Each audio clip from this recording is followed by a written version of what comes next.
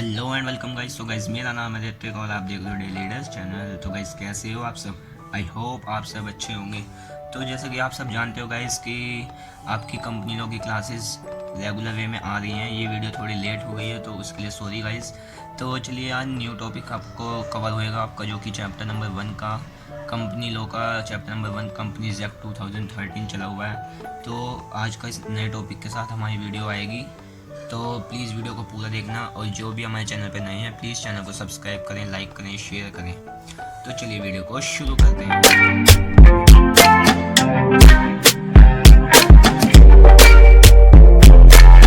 भाई आज का क्या टॉपिक हमारा, तो भाई आज गाइस मेनली टाइप्स पढ़ेंगे, क्या है क्या है नहीं, कि भाई काइंड्स ऑफ कंपनी के टाइप्स या फिर काइंड्स कह सकते हो आप इन्हें, कि क्या है कौन से हैं।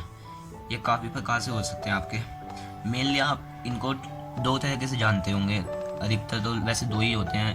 पब्लिक होता है जो कि गवर्नमेंट कंपनी होती है, और एक प्राइवेट होता है, इसको हम प्राइवेट कंपनी कहते हैं। मेनली दो ही तरीके के टाइप्स वगैरह होते हैं कि भाई प्राइवेट और पब्लिक।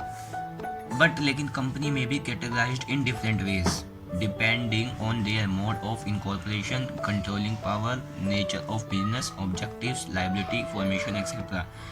कह तो सकते हैं हम दो पार्ट्स में होते हैं, लेकिन इनको कैटेगराइज्ड करा गया है डिफरेंट वेज में। कैसे, अब देखते हैं आगे क्या। प्लीज़ चैनल को सब्सक्राइब करके और डिस्क्रिप्शन से इसके नोट्स पीडीएफ डाउनलोड कर सकते हो आप नीचे। तो चलिए आगे देखते हैं क्या है। पहले आता है इसका बेस्ड ऑन इनकॉर्पोरेशन। भाई इनकॉर्पोरेशन के बिहाफ पे क्या आया क्या नहीं है भाई, इनकी डिफरेंस। सबसे पहले आता है स्टैट्यूटरी कंपनी। क्या आता है सबसे पहले? स्टैट्यूटरी कंपनी कौन सी होती है? देखिए, these are companies which are established by special court.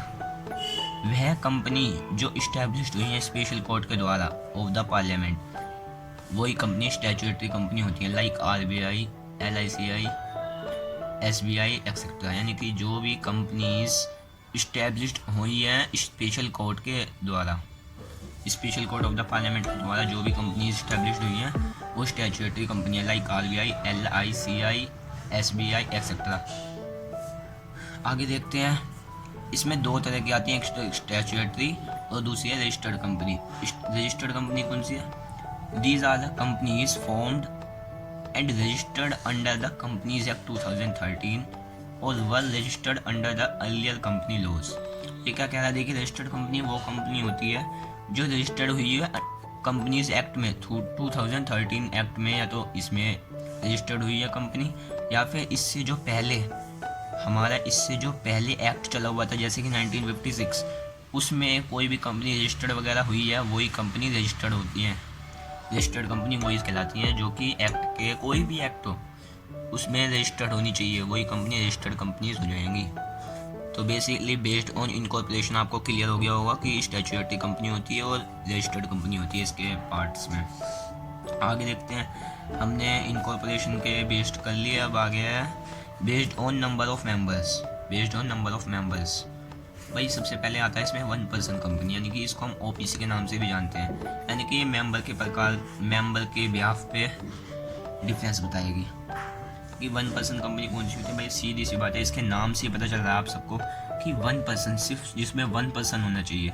As per section 2 subsection 2 वो subsection 62, 1 person company means a company which has only 1 person as a member, जिसमें एक ही पर्सन मेंबर के रूप में होता है, वही हमारी OPC यानी कि 1 पर्सन कंपनी कहलाएगी, जिसमें सिर्फ चलाने वाला एक ही मेंबर होगा। भाई वही सब चीज़ करेगा, वही उसकी कैपिटल लगाएगा, वही उसकी लायबिलिटी वगैरह सारा सिस्टम वही करेगा, वही OPC कंपनी में आ जाता है। अब आगे देखते हैं क्या क्या पॉइंट हैं इसमें कुछ याद रखने वाले। देखिए गाइज, आपके पेपर भी एग्ज़ाम्स बहुत नज़दीक आ रहे हैं। 12 दिसंबर से आपके SOL के एग्ज़ाम स्टार्ट हैं, तो प्लीज़ जाके सारी वीडियोस अवेलेबल हैं इस चैनल पे, तो प्लीज़ जाके देखिए। और आने वाले टाइम में और भी अवेलेबल वीडियोस रेगुलर वे में हो जाएंगी। तो देखते हैं क्या क्या पॉइंट है आपको इसमें क्या याद रखना होगा। No voluntary conversion into any other type of company before expiring of 2 years।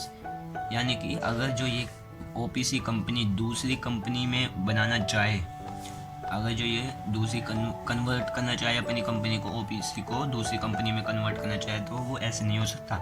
कम से कम उसे 2 साल का वेट करना पड़ेगा। 2 साल कम से कम वो ओपीसी में रहेगा, फिर उसके बाद ही वो अपनी कंपनी कन्वर्ट कर सकता है। ये सबसे मेन पॉइंट था इसका। सेकंड पॉइंट देख लेते हैं कि भाई ओपीसी की क्या बात है। भाई इसका कैपिटल स्ट्रक्चर है ना, कम से कम पेड अप कैपिटल कितनी होनी चाहिए, मैक्सिमम 50 लाख होनी चाहिए उसकी पेड अप मैक्सिमम कैपिटल। और जो उसका एवरेज टर्नओवर है वो 2 करोड़ होना चाहिए उसका। तो ये आपको क्लियर हो गया होगा ओपीसी के बारे में कि क्या है ओपीसी। अब आगे देखते हैं based on number of members में क्या है आगे। जो भी इस चैनल पे नए हैं प्लीज़ चैनल को सब्सक्राइब कीजिए, लाइक करें, शेयर करें और जो भी प्रॉब्लम हो कमेंट सेक्शन में जरूर बताएं। चलिए आगे देखते हैं क्या है। आगे आता है नंबर 2 में आता है small company as per section 285 sub section 85, यानी कि इसका सेक्शन याद रखें जरूरी है। सेक्शन कौन सा है, 2 सब सेक्शन है 85। Small company means a company other than a public company. ये पब्लिक कंपनी से थोड़ी अलग होती है, वही कंपनी स्मॉल कंपनी होती है। इसकी कुछ बातें यहाँ जो याद रखने वाली हैं। पेड अप कैपिटल कितनी होनी चाहिए, 50 लाख से एक्सीड नहीं होनी चाहिए, 50 लाख से ज़्यादा नहीं होनी चाहिए। 50 और 50 करोड़ 5 करोड़, यानी कि 50 लाख और 5 करोड़ के बीच में होनी चाहिए, उससे ज़्यादा नहीं होनी चाहिए पेड अप कैपिटल जो है। उसकी टर्नओवर 2 करोड़ टू 20 करोड़, इससे ज़्यादा नहीं होनी चाहिए। मैक्सिमम कितनी होनी चाहिए, 20 करोड़। और भाई इसका पेड अप कैपिटल मैक्सिमम था 5 करोड़। ठीक है, यही स्मॉल कंपनी है। ओपीसी थोड़ी हाई लेवल की कंपनी है। अब देखते हैं इसमें क्या बात रखने वाली बात है। This shall not apply to, यानी कि ये नहीं होना चाहिए। क्या है, ए होल्डिंग कंपनी और अ सब्सिडरी कंपनी, एक कंपनी रजिस्टर अंडर 8 यानी कि चैरिटी कंपनी, एक company or body corporate govern by only special act. देखिए ये चीज़ें मैं अभी आगे कुछ टाइप की कंपनी हो रहेंगी ना तो उसमें क्लियर कर दूंगा, इसलिए इस बात पे ज़्यादा ध्यान मत दीजिए। अभी मैं आगे वीडियो में क्लियर कर दूंगा ये सब सारी बातें, क्योंकि ये अभी मैं यहाँ पे नहीं बताऊँ, क्योंकि ये पूरी अलग टाइप की कंपनीज़ हैं जिसके बारे में हम डिटेल में आगे क्लियर करेंगे, तो इसलिए अभी इसे होल्ड करके रखिए। देखिए अब कौन सी कंपनी आई है, ये प्राइवेट कंपनी भाई, ये भी इसके अंडर में आती है। नंबर ऑफ मेंबर्स में प्राइवेट कंपनी, जिसका अंडर सेक्शन है 2, जिसका सेक्शन है 2 अंडर सेक्शन 68। और पब्लिक कंपनी कौन सी है भाई, पब्लिक कंपनी के सेक्शन आता है 2 सब सेक्शन आता है 71। लेकिन मैंने इनको सेपरेट अलग अलग नहीं बताया, क्योंकि अक्सर इसमें इनमें दोनों में डिफरेंस पूछा जाता है क्या है क्या नहीं, तो इन दोनों को कंबाइन पैरेलल लेके चलेंगे जिससे कि आपको क्लियर समझ में आ जाए। भाई पब्लिक कंपनी कौन सी होती है भाई, जिसका सेक्शन है 2 सब सेक्शन 71, और प्राइवेट कंपनी का section under section 2 sub section 68। पहले इसका मीनिंग देख लेते हैं। बेसिस अगर जो आप लिखोगे ना इस तरीके से तो आपको ज़्यादा मार्क्स मिलने वाले हैं, अदरवाइज ज़्यादा वैसे लिखते हैं तो फिर ज़्यादा नहीं आता। तो देखते हैं, सबसे पहले मीनिंग देख लेते हैं भाई दोनों पे। A public company is a company which is own and traded publicity. भाई पब्लिक कंपनी ना वो होती है जो पब्लिसिटी पे काम करती है, यानी कि इसको ना अधिकतर लोग जानते हैं। प्राइवेट कंपनी कौन सी होती है भाई, एक company private company is a company which is owned and traded privately, जो कि ये प्राइवेटली काम करती है। इसके बारे में ज़्यादा लोग बागों को जानकारी नहीं होती, लेकिन इसके बारे में ज़्यादा पब्लिसिटी रहती है, तो ये अक्सर लोग इसके बारे में जानते हैं। आगे देखते हैं भाई, इसमें मेंबर के डिफरेंस देख लेते हैं। भाई इसमें मिनिमम मेंबर्स होने चाहिए 7। पब्लिक कंपनी में मिनिमम कितने होने चाहिए, 7 मेंबर, और मैक्सिमम अनलिमिटेड हो सकते हैं भाई पब्लिक कंपनी में। अब प्राइवेट की बात करें, प्राइवेट में मिनिमम होने चाहिए 2 और मैक्सिमम 200, यानी 2 से 200 तक मेंबर इसमें हो सकते हैं प्राइवेट में। इसमें 7 से और अनलिमिटेड हो सकते हैं। भाई मिनिमम डायरेक्टर, क्या मिनिमम डायरेक्टर, अगला पॉइंट आता है मिनिमम डायरेक्टर का। इसमें कम से कम मिनिमम डायरेक्टर 3 होने चाहिए, और इसमें मिनिमम डायरेक्टर कम से कम 2 होने चाहिए। ठीक है गाइस, आगे देखते हैं। मिनिमम पेड अप कैपिटल कितनी होनी चाहिए भाई, इसकी 5 लाख होनी चाहिए और इसकी 1 लाख होनी चाहिए। इसकी स्टैच्यूटरी मीटिंग होती है कुछ। स्टैच्यूटरी का मतलब ही आपको कंपनी की वजह से पता चल जाएगा क्या होती है क्या नहीं। इसकी कंपलसरी होती है, इसकी ऑप्शन होती है। भाई ट्रांसफ़र ऑफ शेयर, इसमें फ्रीली ट्रांसफ़र हो सकते हैं। इसमें रेस्ट्रिक्टेड है, यानी कि इसमें थोड़े रूल्स एंड रेगुलेशन होते हैं कि भाई इसमें हम ट्रांसफ़र कर सकते हैं शेयर को, लेकिन रूल्स के साथ। इसमें फ्रीली होते हैं, आप ट्रांसफ़र कर सकते हो easily share. Use of name, use of name क्या है भाई? A public company must use the word limited at the end of its name. यानी कि जो भी पब्लिक कंपनी होती है उसके एंड में लिमिटेड LTD ये लिखा होता है। जो भी पब्लिक कंपनी होती है उसके नेम के एंड में ये लिखा होना चाहिए। और जो प्राइवेट कंपनी होती है उसके एंड में a private company must use the word private limited. यानी कि जो भी प्राइवेट कंपनी होगी उसके एंड में लिखा होगा प्राइवेट लिमिटेड, और जो पब्लिक कंपनी होगी उसके एंड में सिर्फ नेम के एंड में लिमिटेड वर्ड लगा होना चाहिए, वो ही पब्लिक होगी। और प्राइवेट लिमिटेड लगा होना चाहिए, वो प्राइवेट कंपनी होगी। आगे देखते हैं क्या होगा, आगे देखते हैं वीडियो में क्या है। आ गया बेस्ड ऑन लाइबिलिटी के बेस पे क्या है? Company limited by shares. इसका फर्स्ट पॉइंट आता है company limited by shares. Section 2 subsection 22 of the companies act 2013। Company limited by share means a company having the liability of its members limited by the memorandum to the amount, if any, unpaid on the shares respectively held by them। देखिए क्या कह रहा है, company limited by shares, company limited by shares. माना कि भाई किसी company ने, भाई ये थोड़ी ध्यान देने वाली बात है बेस्ड ऑन लायबिलिटी के ऊपर क्या है क्या नहीं। भाई कंपनी लिमिटेड बाय शेयर्स क्या है कि भाई माना कि भाई किसी ने शेयर्स ले रखे हैं, भाई उसको वापस किसी के शेयर्स जितने शेयर्स लिए ना, यानी भाई उसको वापस चुकाने होंगे। माना कि किसी पर्सन ने इसने लोन लिया है किसी कंपनी से, भाई जितना उसने लोन लिया है ना उतना ही जाना होगा। यानी कि जितने उसके शेयर होंगे ना, ये ना उतने ही पैसे इससे मांगेगा वापस में।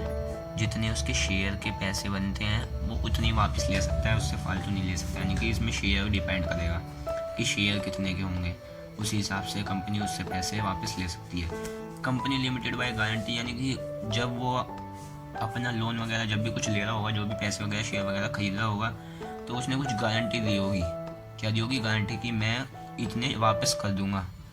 यह आता है कंपनी लिमिटेड बाय गारंटी। इसका एक बार पढ़ लेते हैं। Section 2 subsection 21 means a company having the liability of its member limited by the memorandum to such amount as the members may respectively undertake to contribute to the assets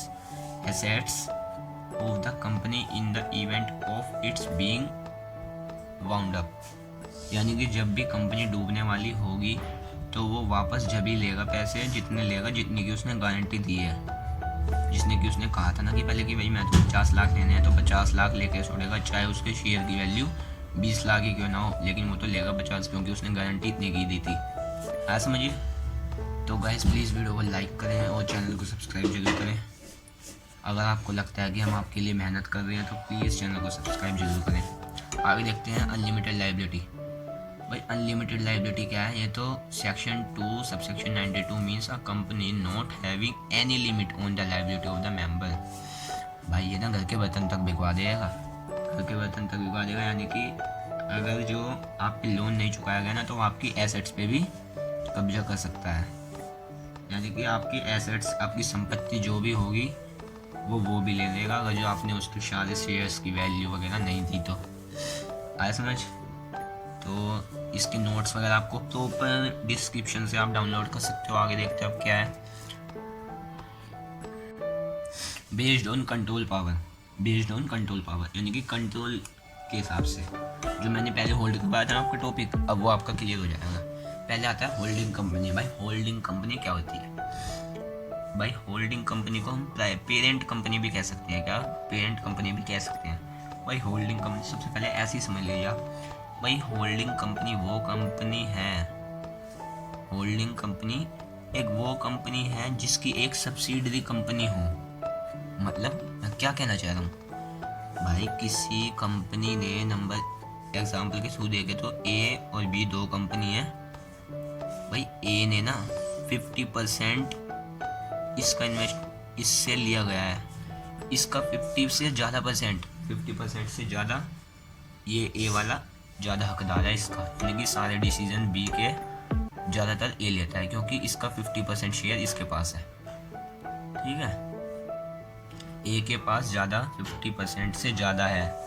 shares. ये example के through मैं समझा रहा हूँ। तो ए हमारी कौन सी company हुई, होल्डिंग कंपनी, कौन सी हुई, होल्डिंग कंपनी, और बी हमारी हुई सब्सिडरी कंपनी, क्योंकि इसका 50% ज़्यादा इस पे, यानी कि इसके सारे डिसीजन ज़्यादातर ये लेगा भाई, सारे काम जो भी करेगा ना वो इससे पूछ के करेगा, यानी कि इसके बिहाफ पे होगा सारे काम बी के। तो यानी कि हेड तो यही हुआ, यही हमारा होल्डिंग कंपनी है। भाई सब्सिडरी कंपनी क्या है, सब्सिडरी कंपनी वह है जो जिसकी एक होल्डिंग कंपनी हो, यानी कि जो किसी के होल्डिंग कंपनी में की सब्सिडरी कंपनी हो। देखते हैं भाई, इसको प्रॉपर पढ़ते हैं पहले क्या है।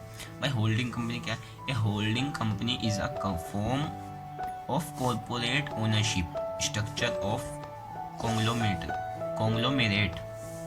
It involves a parent corporation, LLC or limited liability partnership that own enough equity and voting stocks in other company that it can control that company's policies and oversee its management decisions. यानी कि मैंने कहा ना आपसे कि जैसे ये ए है, ये सारे डिसीजंस ये लेगा, इसके अंडर में है ये, यानी ये वाला अंडर में है किसके, इसके अंडर में, यानी कि सारी जो भी पॉलिसी वगैरह होंगी बी की वो सारे ए ही देखेगा, सारा काम ए के हाथ में है कि भाई डिसीजन कौन लेना, ये लेना, यही हमारी होल्डिंग कंपनी है। आप इसको प्रॉपर वे में लिख सकते हो इस तरीके से। भाई अब सब्सिडरी कंपनी की बात करते क्या है, भाई सब्सिडरी कंपनी वह कंपनी होती है जैसे भाई means a company in which holding company control the composition of the board of director, यानी कि जो भी इसके डायरेक्टर होंगे ना वो डायरेक्टर कहाँ पे होंगे, होल्डिंग कंपनी के पास, होल्डिंग कंपनी के पास, यानी कि इसको जो डायरेक्ट करेगा वो होल्डिंग पर्सन करेगा जो कि होल्डिंग कंपनी में बैठा हुआ है, ठीक है। यानी कि इसके शेयर्स यानी कि और एक्सरसाइज और control more than half of the total voting power, यानी कि आधे से ज़्यादा इसकी डिसीजंस, यानी कि इसकी पावर ज़्यादा तो होल्डिंग कंपनी के पास है, वही हमारी सब्सिडरी कंपनी है, ठीक है। एसोसिएट कंपनी कौन सी होती है, एक company in which other company has significant influence but which is not a subsidiary company. एक एसोसिएट कंपनी सब्सिडरी कंपनी नहीं हो सकती, क्योंकि इसमें था कि भाई 50% ज़्यादा होना चाहिए, भाई इसका 50%, सब्सिडरी कंपनी का 50% से ज़्यादा किसके पास होता है, होल्डिंग कंपनी के पास। लेकिन इसमें यह क्या रखा है कि सिर्फ 20% भी होगा ना, तो ये भी सिर्फ 20% होगा, उसमें तो क्या रखा भाई 50% से ज़्यादा होना चाहिए, वो तो फिक्स है। लेकिन इसमें सिर्फ 20% भी ज़्यादा होगा ना तो ये एसोसिएट कंपनी हो जाएगी। इसमें ये रूल निकलेगी कि भाई 50% है तो 50% से ज़्यादा ही होना चाहिए, ऐसा कुछ नहीं है, इसमें कितना भी हो सकता है ज़्यादा। एसोसिएट कंपनी यही है। तो एक company in which other company has a significant influence but which is not a subsidiary company of the company having such influence।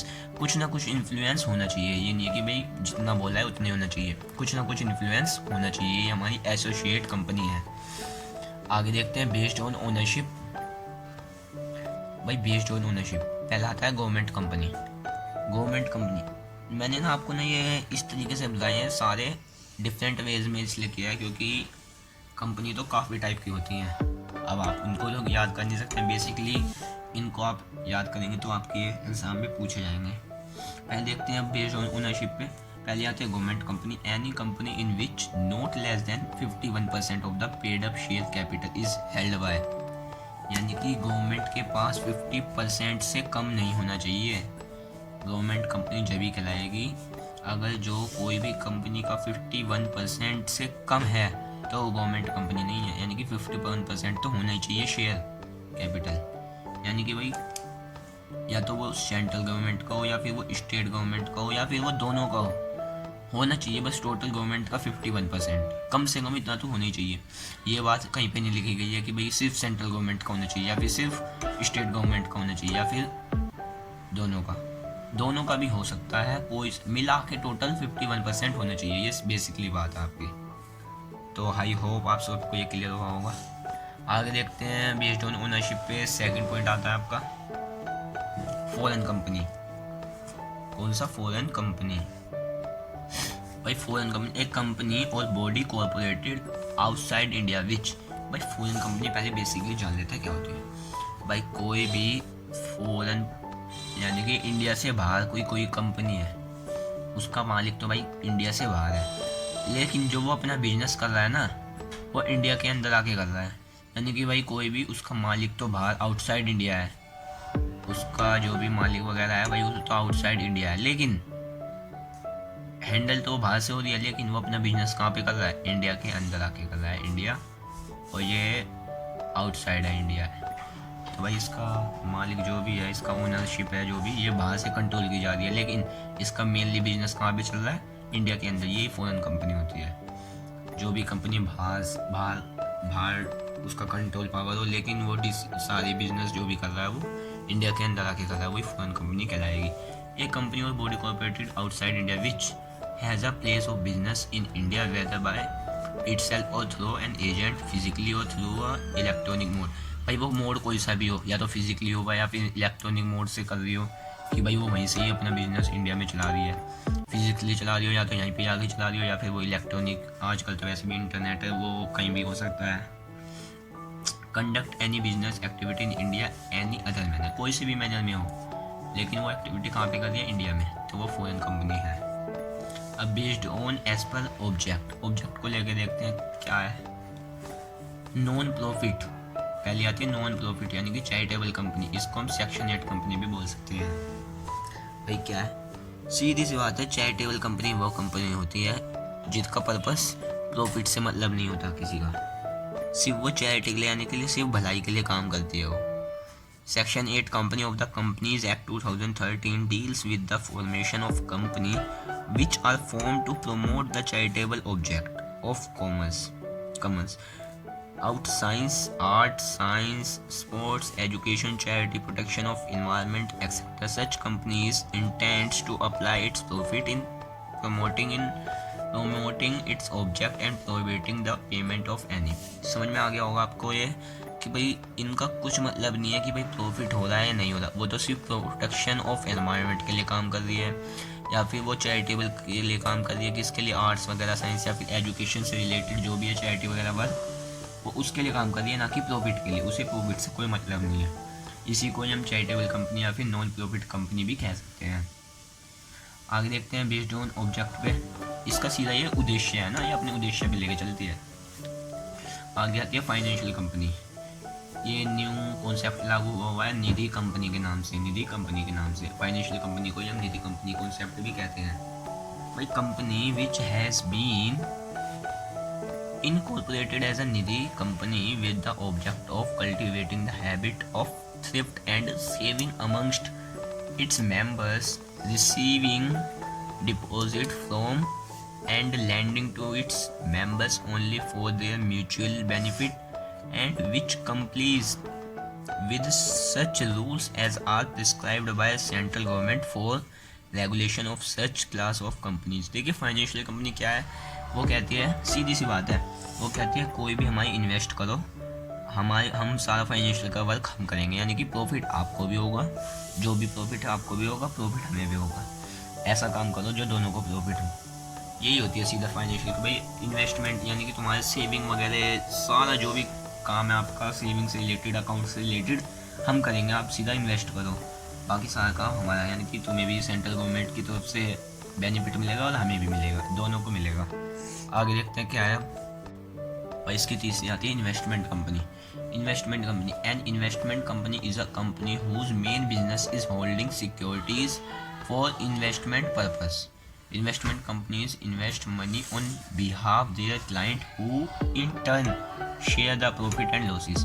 भाई ये कहती है भाई जिस पे भी इन्वेस्टमेंट नहीं आती ना, अगर नहीं, जिस बंदे को भी जो भी इन्वेस्ट करना चाहता है लेकिन उसे इन्वेस्टमेंट करनी नहीं आती, तो आप हमारे पास आओ, हम आपके लिए इन्वेस्टमेंट करेंगे, हम आपके लिए सारे जो भी आपका मेन बिजनेस है उसकी सारी सिक्योरिटीज़ वगैरह आपको भी प्रोवाइड करवाएंगे, और मनी वगैरह जो भी है उसके बिहाफ पे हम सारी इन्वेस्टमेंट करके आपको बेनिफिट दिलाएंगे, जो भी इसके प्रॉफिट वगैरह होगा वो दोनों में शेयर में हो जाएगा हमारे। भाई प्रोड्यूसर कंपनी कौन सी होती है, प्रोड्यूसर कंपनी जो प्रोडक्शन के लिए काम करती है। The company by it's main object in its MOA, memorandum of association आता है, involve in primary production stated in section 581A of company act 1956 a producer company, यानी कि जो भी कंपनी प्रोड्यूस प्रोडक्शन के लिए काम कर रही है ना, वो प्रोड्यूसर कंपनी है। भाई बैंकिंग कंपनी क्या है? बैंकिंग कंपनी वो कंपनी है जो कहती है means the accepting for the purpose of lending or investment or deposit of money from their public repayable and on demand or otherwise and withdraw by cheque draft order or otherwise. क्या कहते हैं भाई? आपको bank में जाने की ज़रूरत नहीं है। जो भी आपसे बैंक का रिलेटेड वर्क है, आपके विड्रॉल, डिपॉजिट, आपकी डिमांड पे सारे वर्क जो भी बैंक के हैं वो इस कंपनी के द्वारा हो जाएंगे। तो बैंकिंग कंपनी इसलिए प्रोड्यूस की जाती है कि आपके सारे पर्पस बैंक के सारे वर्क यहाँ पे क्लियर हो जाएंगे। भाई इंश्योरेंस कंपनी कौन सी? इंश्योरेंस कंपनी वह कंपनी है जो all types of companies pools client risk to make payment more affordable for. यह एक छोटे तरह की कंपनी होती है जो कि प्रॉफिट वगैरह के लिए होती है। वैसे ये बीमा जो भी है ना उसके लिए होती है कि आपको ये पेमेंट वगैरह दिला देती है। ये कंपनी आपकी कुछ भी आपने किसी चीज़ का क्लाइंट का बीमा वगैरह यानी कि इंश्योरेंस वगैरह करा रखा है, उसमें जो भी मनी से रिलेटेड वर्क होता है सारा ये इंश्योरेंस कंपनी ही करवाती है। आई होप आपको ये सब चीज़ क्लियर हुई होगी, टाइप्स ऑफ कंपनी ये। तो चलिए इस वीडियो में इतने तक गाइस। प्लीज़ हमारे चैनल को सब्सक्राइब कीजिए, लाइक शेयर जरूर कीजिए और वीडियो को पूरा देखिए। अगर जो ना समझ में आया हो कुछ भी टॉपिक तो प्लीज़ कमेंट सेक्शन में ज़रूर बताइए। और प्रॉपर नोट्स आपको डिस्क्रिप्शन से अवेलेबल हो जाएंगे, तो प्लीज़ उन डाउनलोड कीजिए सारे नोट्स। तो चलिए वीडियो को पूरा देखिए। चलिए thank you guys, thank you so much.